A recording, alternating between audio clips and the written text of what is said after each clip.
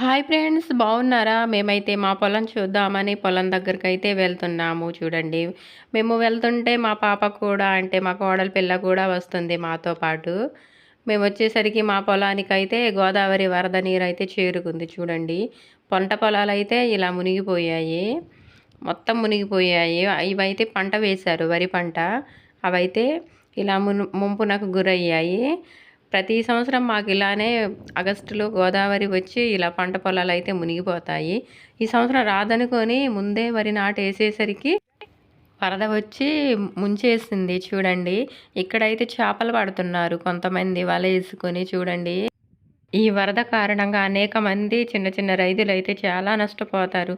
ఎందుకంటే మళ్ళీ ఇవైతే అమ్మ వాళ్ళ కుంటలు రోడ్డు పక్కనే మునిగిపోయినాయి. ఇప్పుడు తగ్గుతుంది కాబట్టి కొంచెం కొంచెం మొక్కలు కనిపిస్తున్నాయి చూడండి. వరి నాటేశారు, పచ్చగున్నాయి.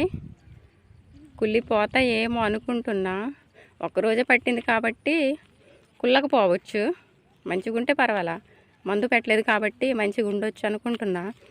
రోడ్డు పక్క వరకు వచ్చేసింది. ఈ రోడ్డు పక్కనే అమ్మ వాళ్ళ పొలాలు, ఇక్కడ ఈ పక్కనే మా పొలాలు. మా పొలం దగ్గరికి అయితే రాలేదు. ఒక పచ్చ కనిపిస్తుంది కదా, అదైతే మాది. ఇవైతే అమ్మ వాళ్ళే.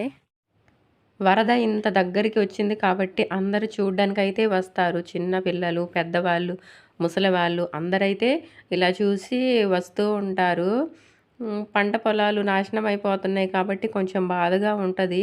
అయినా కూడా అలా వెళ్ళి చూస్తూ ఉంటారు. మేమైతే చూసి ఇంటికైతే వెళ్తున్నాము. మా పాప నడవలేక ఎత్తించుకుంది చూడండి. ఎత్తుకున్నాను. బాయ్ చెప్తుంది అందరికీ చూడండి. ఉంటామండి, బాయ్.